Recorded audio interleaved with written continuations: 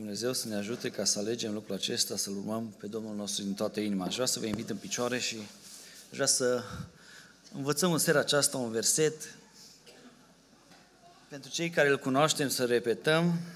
Versetul se găsește la Evrei, capitolul 12, și anume versetul 14, pe care aș vrea să îl repetăm împreună în seara aceasta. Și dacă din tot mesajul din seara aceasta rămânem cu versetul acesta, eu îi mulțumesc lui Dumnezeu. Haideți să recităm împreună acest verset. Urmăriți pacea cu toți și sfințirea, fără care nimeni nu va vedea pe Domnul. Haideți că timpul ne permite să mai recităm o dată. Urmăriți pacea cu toți și sfințirea, fără care nimeni nu va vedea pe Domnul. Amin. Vă invit să reocupați locurile. Iată din nou la tematica aceasta despre care s-a vorbit deja, și anume despre familie. În seara aceasta vom vorbi despre sfințirea în familie. Dincolo de aprecierile dumneavoastră, dincolo de nemulțumirile dumneavoastră, aș vrea să se spună în dreptul meu în seara aceasta că am fost un rob bun și credincios înaintea lui Dumnezeu și mă rog ca Dumnezeu să se folosească de mine în seara aceasta. Noi luăm foarte în serios aceste tematici și cred că și dumneavoastră și dorim ca în urma fiecărui mesaj Dumnezeu să ne ajute să reevaluăm adevăratele valori din viața noastră și să punem la inimă fiecare tematică și să mergem acasă cu dorința și cu dorul să luăm la suflet ceea ce învățăm aici împreună. Când vorbim de sfințire, iubiți frați și surori, vorbim despre un lucru vital, cu adevărat necesar în viața de familie.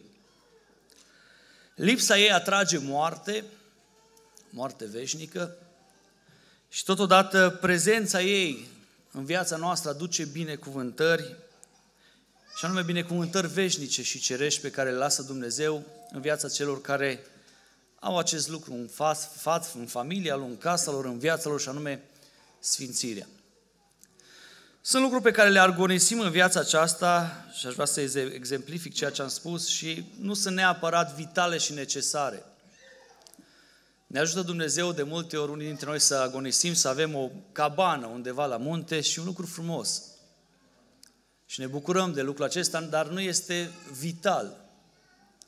Unii dintre noi ajungem într-o viață să agonisim o locuință, să o trecem pe numele nostru, e un lucru foarte bun și esențial în orice casă, dar totodată nu este un lucru vital, nu? Sunt atât de mulți care trăiesc toată viața în chirie. La noi, în mod așa, să zic, la noi în România, să avem fiecare casă noastră pe numele nostru. Cei mai mulți străini locuiesc în chirie toată viața. Dar când vorbim despre hrană, lucrurile stau puțin diferit, nu? Fără hrană nu putem supraviețui. Ei, în ceea ce privește sfințirea în casele noastre, în familiile noastre, în viața noastră, este un lucru cât se poate de serios și este un lucru cât se poate de vital care trebuie să existe în viața noastră, în casele noastre, în familiile noastre. Versetul care l-am citit spunea: urmăriți pacea cu toți și sfințirea. Am încercat puțin să separ aceste două lucruri, dar m-am dat seama că sunt atât de strâns legate și merg împreună că n-ai cum să le separi. Cum poate un om care nu are pace în casa lui, care nu trăiește în pace cu cel de lângă el, să poată să aibă pretenția ca să caute sfințirea? Se poate lucrul acesta?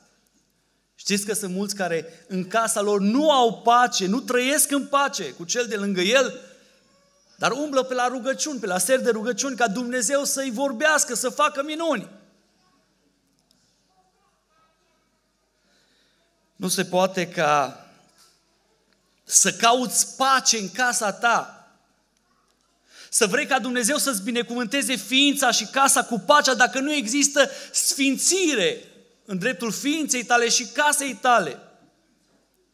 Așa e că astea două merg numai împreună, că nu se poate sfințire în casele noastre fără pace, dar nu se poate nici pace fără sfințire. De aceea Apostolul Pavel spune atât de frumos aici, urmăriți pacea cu toți și sfințirea, fără de care nimeni nu va vedea pe Domnul. Eu mă rog ca Dumnezeu să ne ajute să luăm la inimă lucrul acesta atât de vital și atât de important în viața noastră, și anume sfințirea. Dacă privim scopul lui Dumnezeu cu omul, în primul rând, nu neapărat este fericirea omului. Noi trăim în fiecare zi cu aceste așteptări și dorim ca să fim fericiți. Scopul lui Dumnezeu cu omul, cu privire la om, nu este fericirea lui. Este sfințirea lui, desăvârșirea lui. Dincolo de faptul că Dumnezeu ar dori sau dorește să fii fericit, să fii bucuros, să zâmbești, în primul rând El dorește să fii desăvârșit, să te desăvârșească, și anume să fii sfințit de El. Aș vrea să mă duc puțin într-o direcție și aș vrea să vă pun o întrebare în seara aceasta. Dacă cumva familia nu este neapărat pentru fericirea noastră, dacă cumva familia este pentru sfințirea noastră a fiecăruia, v-ați gândit la lucrul acesta?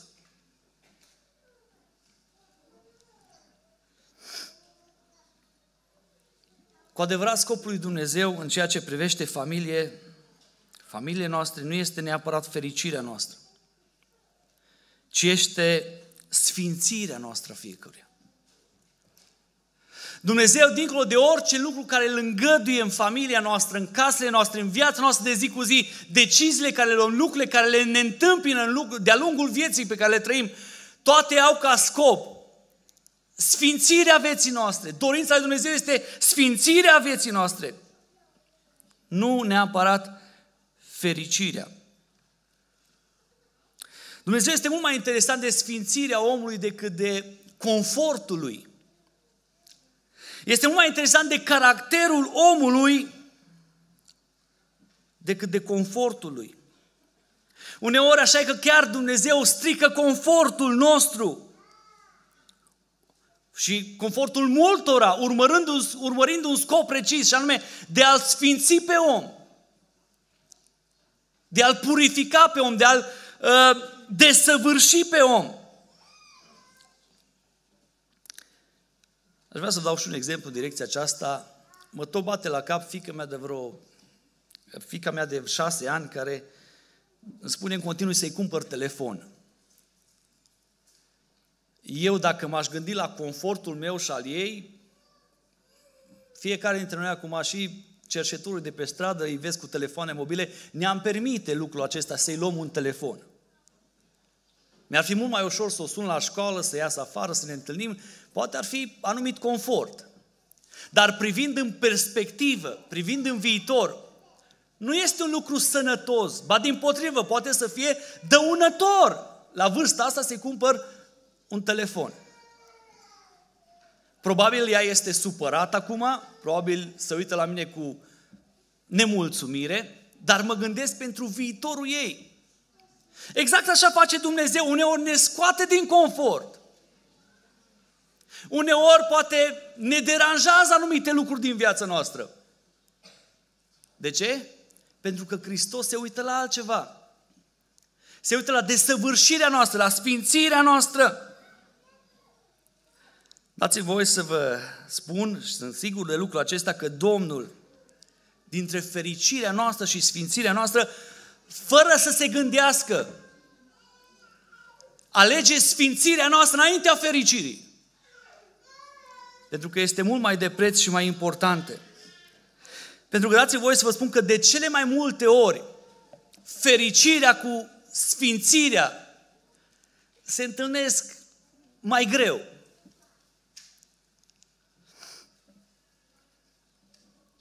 Cum ar trebui să fie atitudinea noastră, tonul, reacțiile noastre în familie, în situațiile critice din familiile noastre, dacă am realizat că ești parte dintr-o familie, ești soț, ești soție, ești copil, ești tată, ești mamă, nu ca să te simți bine, nici măcar ca să fii fericit, ci scopul principal că te afli într-o familie este ca să te fii sfințit, să fii desăvârșit, să croiască Hristos operația aceasta în inima ta, și anume de a te sfinți. Ce ar însemna această imagine?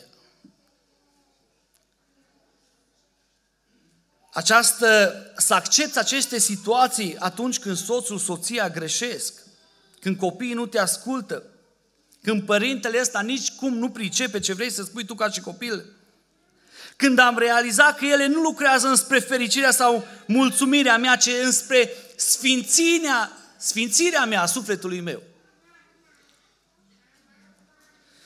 Procesul acesta de șlefuire, de sfințire a noastră, a fiecăruia, a caracterului nostru, este anevoioasă și uneori chiar foarte dureroasă. Și tot ceea ce ni se întâmplă în lume are ca scop, cum am spus, să atingem acest stadiu de desăvârșire.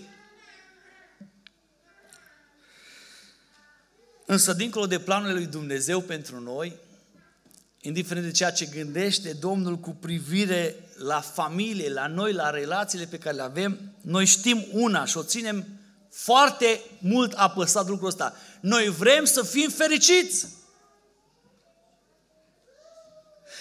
Da, e importantă și sfințirea. E important, da, sunt foarte importante, dar eu vreau să fiu fericit. Că ăsta e cel mai important lucru. Că după aia, dacă o să mă sfințesc, asta e altă treabă, dar prima oară eu vreau să fiu fericit. Asta e mentalitatea omului în zilele în care trăim. Am întâlnit foarte multe cupluri cu care am discutat, care erau în probleme, și am auzit deseori aceste afirmații. Nu accept pentru nimic în lumea asta o asemenea stare. Păi o viață am, vreau să fiu fericit. Și pe viața asta, una pe care o am, să o chinuiesc, nu mă mai interesează. Eu vreau să fiu fericit. Fericirea este foarte importantă în viață, nu este esențială, obișnuiesc să spun, în astfel de cazuri.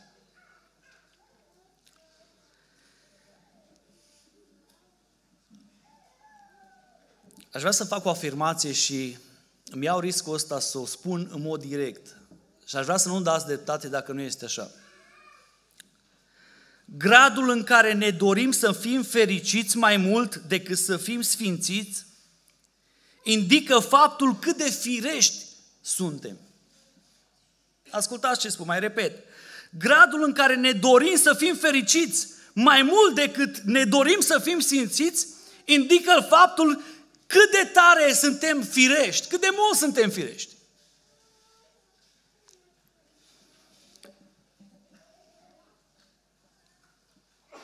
Sfințirea aduce înăuntru nostru o împlinire interioară care întrece priceperea celor firești. Biblia zice că pentru cei care nu sunt pe calea lui Dumnezeu, starea aceasta este o nebunie, este ceva de neînțeles. Nu le poate pricepe în situații critice, uneori copleșitoare, tu să ai o bucurie și o împlinire interioară. Oamenii privesc la lucruri exterioare și zic, mă, omul ăsta, cum prin problemele lui? El reacționează așa. Ba unii spun, care se uită atunci când treci prin probleme, zice, mă, dacă asta e o viață spirituală, eu nici măcar nu o vreau. Vreau să mă depart de astfel de încercări, de astfel de probleme, de astfel de lucruri care se întâmplă în casă. Dacă în casa celor sfinți se întâmplă așa, nici nu-mi trebuie o astfel de stare, o astfel de trăire. Dumnezeu vrea să folosească fiecare circumstanță a vieții să ne sfințească. sănătatea sau lipsa sănătății în viața noastră au amândouă ca scop sfințirea noastră. Banii sau lipsa lor în viața noastră, ascultați-mă, au ca scop sfințirea noastră. Din perspectiva lui Dumnezeu. Prietenii, urcușurile, coborâșurile, ușile închise, nu vor altceva în viața aceasta ca Dumnezeu prin ele să ne desăvârșească, să ne șlefuiască, să șlefuiască ființa noastră în așa fel încât să ne asemănăm mai mult cu El, cu Hristos. Și avem un verset pe care le știm cu toții pe de rost, versete Romani, capitolul 8, dacă vrei să afișezi 28 și 29 și le rostim atât de des acest cuvânt, care spune, de altă parte noi știm. Există o diferență în a ști și a conștientiza lucrul acesta. Că e una să știi, alta să conștientizezi în lăuntrul tău lucrul acesta. De altă parte știm că unele lucruri lucrează. De altă parte noi știm că toate lucrurile lucrează împreună spre binele celor ce iubesc pe Dumnezeu și anume spre binele celor care sunt chemați după planul Său. Mai departe, versetul 29. Căci pe aceea care i-a cunoscut mai dinainte, i-a și hotărât mai dinainte să fie asemenea chipului Fiului Său, pentru ca El să fie cel întâi născut dintre cei mai mulți frați. Și pe aceea pe care i-a hotărât mai dinainte, i-a și chemat, și pe aceea care i-a chemat, i-a și socotit neprihăniți, iar pe aceea care i-a socotit neprihăniți, i-a și proslăvit. Dorința lui Dumnezeu este pentru fiecare lucru din viața noastră, toate lucrurile, toate circumstanțele, toate obstacolele, toate problemele noastre, uneori din casele noastre, au ca scop șlefuirea caracterului nostru.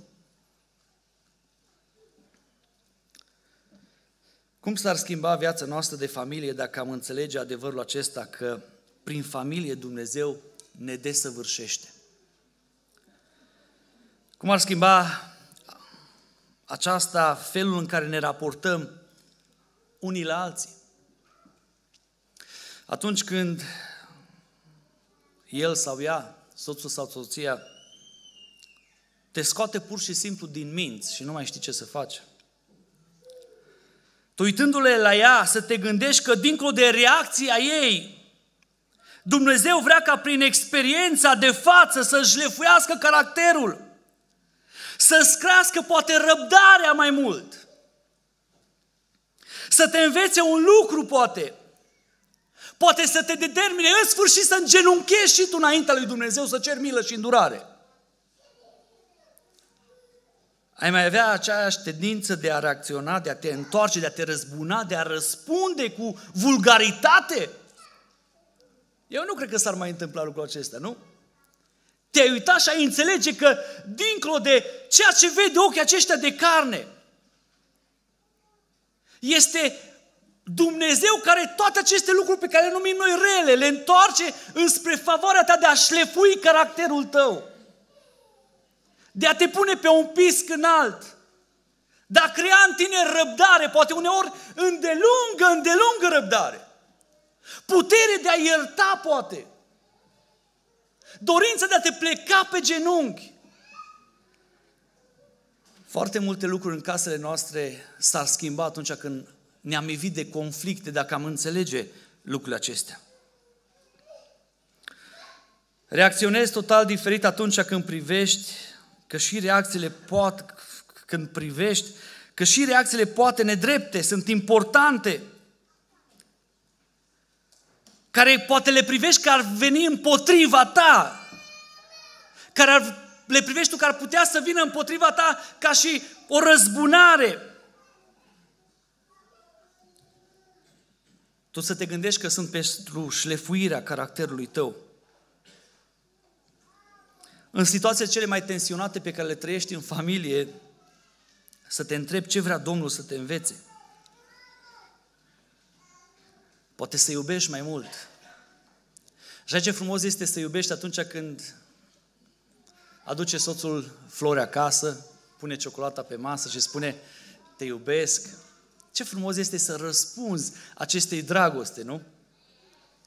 Dar cât de greu este să iubești atunci când vezi că se întinde frumos pe canapea, casa e întoarsă pe dos, tu nu mai știi cum să termini mâncarea, el pune mâna pe telecomandă, când îi spui, nu vrei să mă ajungi să se răstească, că e obosit, nu? Lucrurile acestea sunt grele, atunci este greu să iubești. Și poate Dumnezeu vrea să șlefuiască caracterul tău în așa fel încât să poți să iubești și în condiții de felul acesta. Că dragostea lui Dumnezeu a fost atât de mare, extraordinar de mare, încât s-a uitat la mine un păcătos și a spus, Sami, te iubesc. Și dacă Dumnezeu față de mine a avut atâta răbdare și atâta iubire, poate și eu trebuie să învăț să iubesc la fel. Și atunci când oamenii poate mă batjocoresc în față, poate când cel de lângă tine, poate când cea de lângă tine se comportă într-un mod neadecvat, tu să înțelegi atunci că Dumnezeu, cu privire la viața ta, are o dorință de sfințire, că Dumnezeu vrea să te sfințești.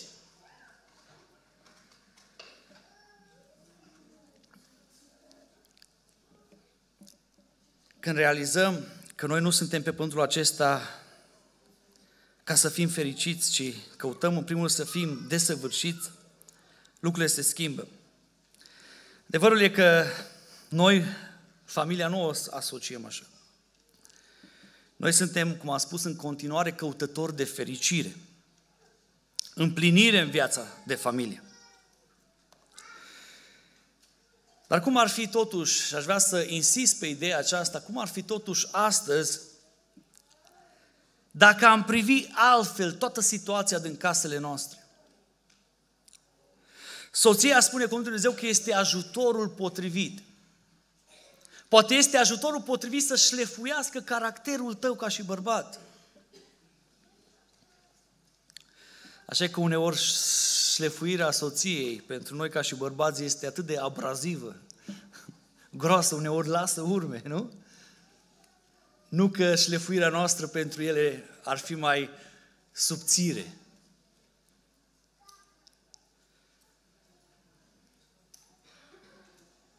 Dar cine poate să scoată la lumină?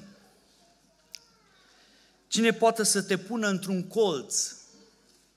Cine poate să stoarcă din tine, să iasă la iveală caracterul tău real al vieții de credință mai mult decât soția ta și mai bine decât soțul tău, care te cunoaște atât de bine? Se întâmplă deseori când ne pune atât de strâns la colț și așa cum am spus că șlefuirea lor este atât de abrazivă și ne găsim la colț și atunci, în sfârșit, ajungem să ne cunoaștem pe noi. De ce?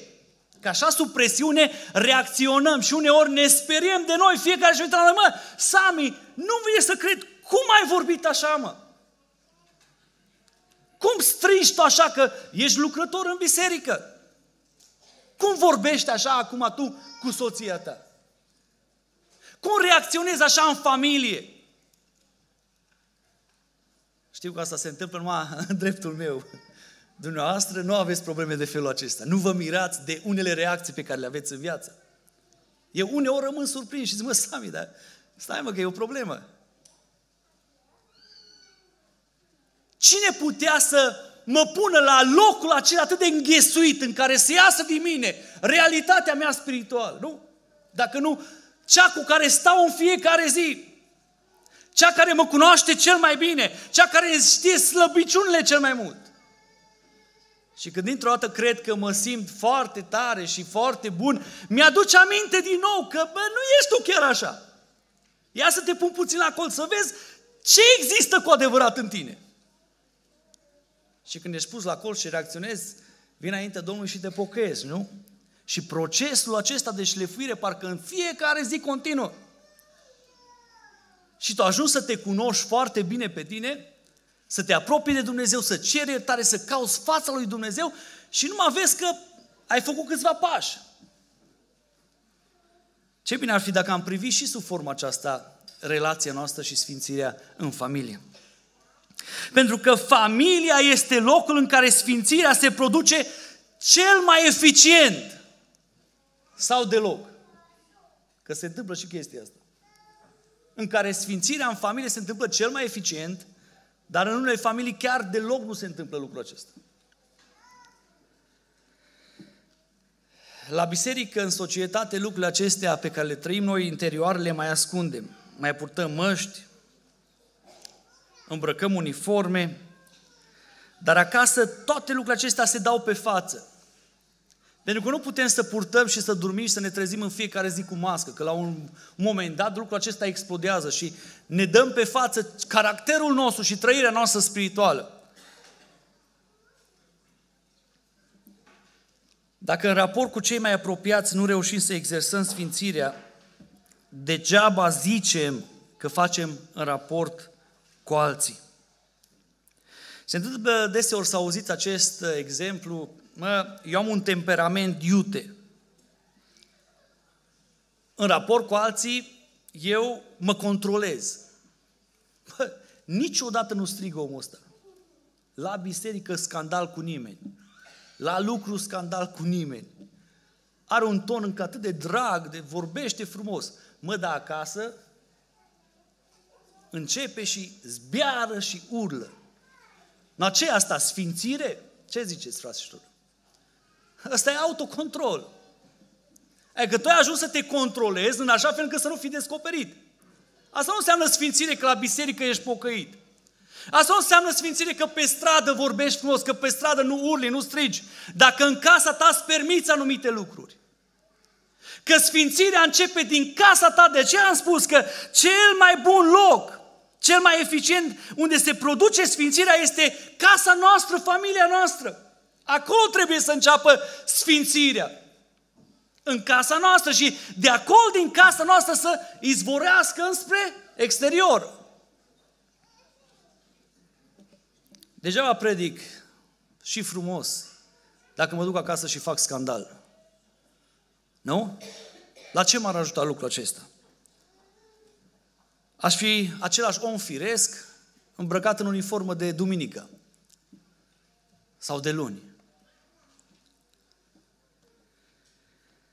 Aș vrea să vin cu o întrebare, iubiți frați și surori, în seara aceasta și să ne întrebăm fiecare: vrem să fim sfinți sau parțial, sau de ocazie, ceea ce este imposibil, normal.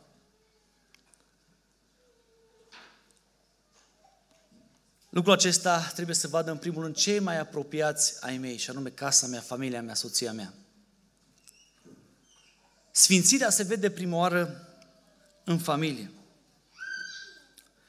Mă știu că unii dintre dumneavoastră probabil mi-a spune în seara aceasta: dacă ai stat tu câteva zile cu al meu, sau dacă ai stat tu, Sami, câteva zile cu a mea, nu știu dacă ai mai putea să vorbești atât de ușor.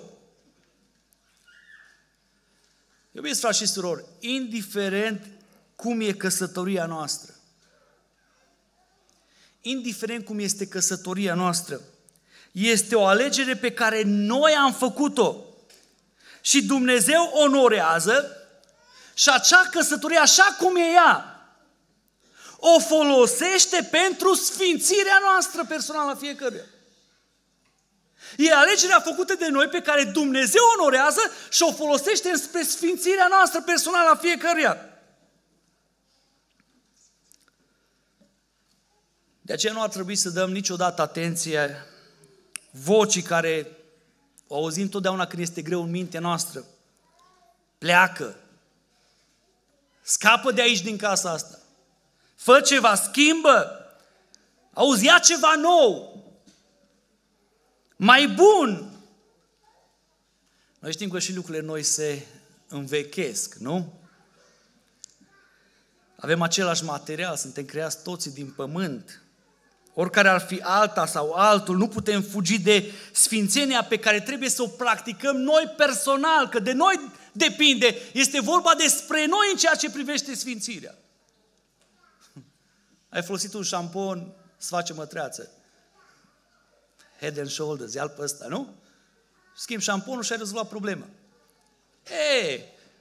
Alții privesc și viața de căsătorie așa.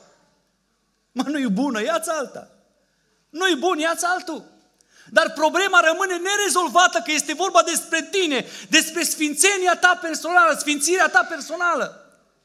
Aia cum o rezolvi? Aș vrea încet, încet să mă apropiu și de ultimul punct. Se zice problemele noastre sunt în afara noastră și trebuie schimbate. Așa vedem noi problemele din casa noastră. Totdeauna am auzit exact aceleași vorbe. Contextul ăsta m-a făcut să reacționez așa. Dacă nu era nevastă așa, nu înjuram niciodată. Dacă nu era nevastă atât de cicălitoare, nu vorbeam așa urât, nu strigam niciodată. Dacă bărbatul meu era un om serios, niciodată nu vorbeam așa, niciodată nu făceam așa și căutăm răspuns la problemele noastre personale în exterior. Nu? De când a fost Adam și Eva aceeași problemă? Eva. Eva, tu? Nu, șarpele. Totdeauna avem noi acest răspuns. Cel și cea de lângă noi, acolo e problema. Aș vrea să vă citesc câteva versete de Sfânta Scriptură, Marcu, capitolul 7, începând de la versetul 20, să vedem ce spune cuvântul lui Dumnezeu. El le-a mai zis. Ce iese din om, nu de lângă om, aceea spurcă pe om. Căci nu de lângă tine, din stânga și în dreapta, din spate și din față, din lăuntru, din inima oamenilor ies gândurile rele. Și haideți să vedeți ce lucruri.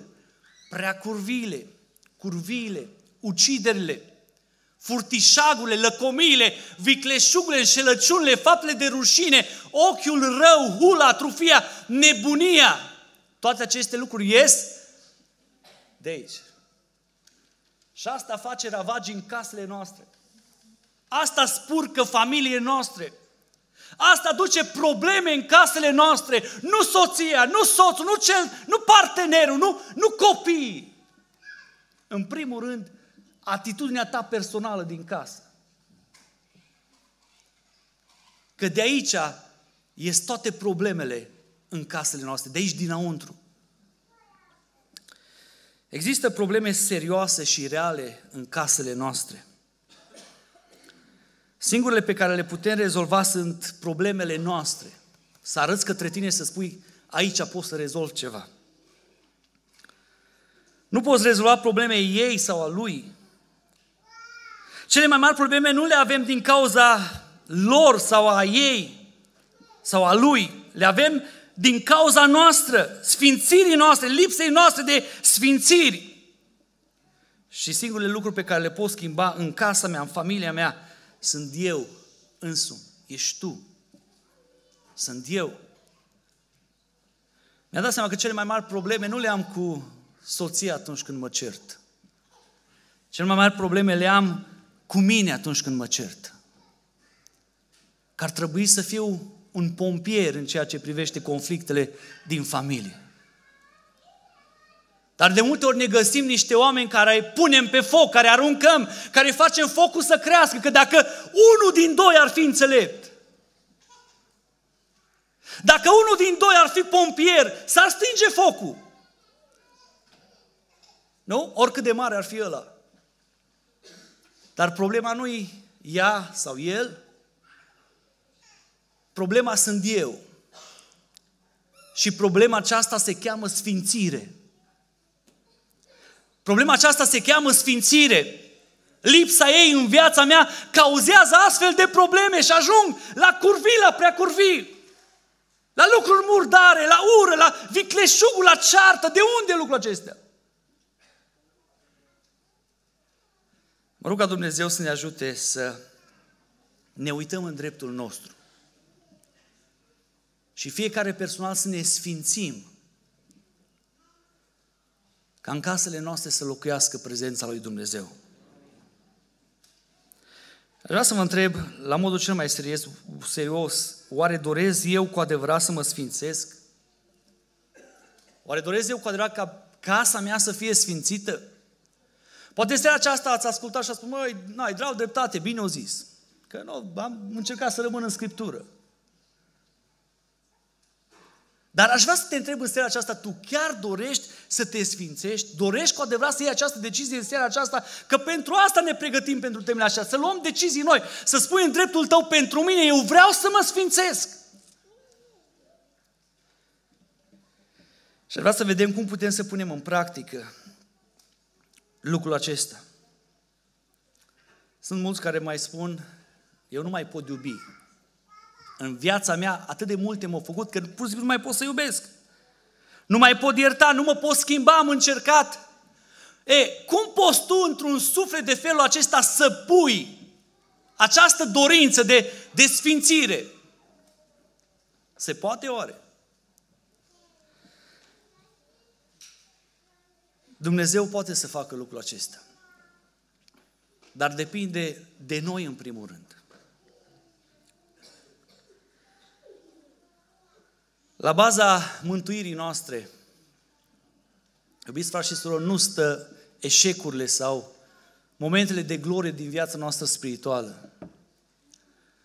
La baza mântuirii noastre stă ziua aceea măreață în care ne-am oprit în fața crucii și am hotărât de bunăvoie, nesiliți de nimeni, copleșiți de dragostea lui Dumnezeu, să-L urmăm pe Dumnezeu și am decis și am spus, Doamne, de astăzi eu vreau să fiu al Tău.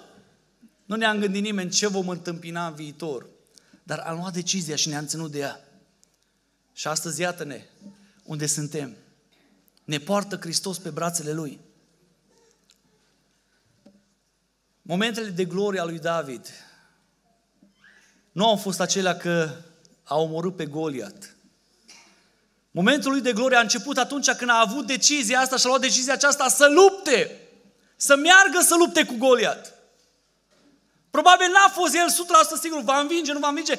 El a știut că vrea să decide lucrul acesta, că Dumnezeu va purta de grijă. Și sunt atâtea exemple în Scriptură de Moise, de Iosua, de Gedeon, de alții care s-au văzut micuți. Dar Dumnezeu i-a provocat și datorită faptului că au acceptat, au făcut lucruri mari cu Dumnezeu.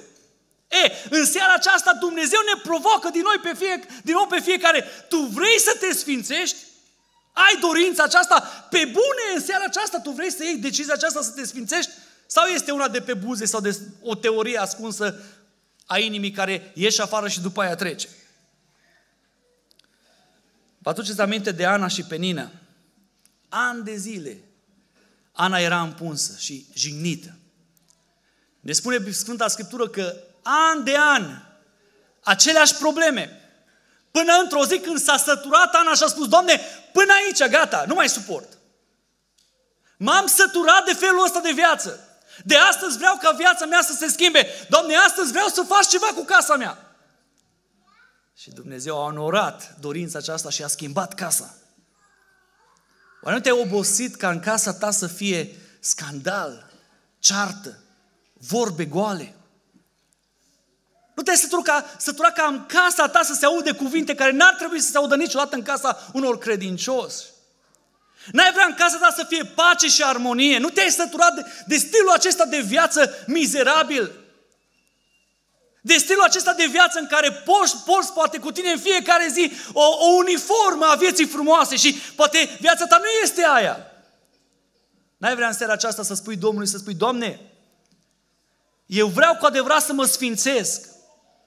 Doamne, eu vreau cu adevărat, cât privire la viața mea, să fie o viață sfântă, o viață curată. Să fiu un exponent al transformării casei mele. De tine este vorba, cu tine începe sfințirea în casa ta. Tu poți să aduci sfințire în casa ta atunci când hotărăști pentru tine în dreptul tău să-ți sfințești viața, ca Dumnezeu să poate să toarnă binecuvântări peste casa ta. Vreau să invit grupul de tineri care cântă în față și aș vrea să cântăm din nou aceea cântare pe care am cântat-o la început. Câtă vreme a trecut, câtă vreme a rămas. Între noapte și zi,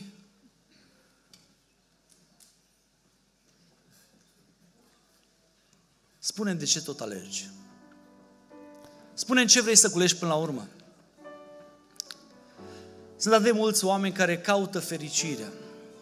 Atât de multe familii care răscolesc în fiecare zi viața aceasta căutând fericirea. Și până la urmă, până la capătul drumului să te trezești că nu ești nici fericit, nici cu Dumnezeu. Vei afla la sfârșit că totul în viața aceasta este dezamăgire atunci când cauți să-ți împlinești pofta aceasta a firii, și anume fericirea.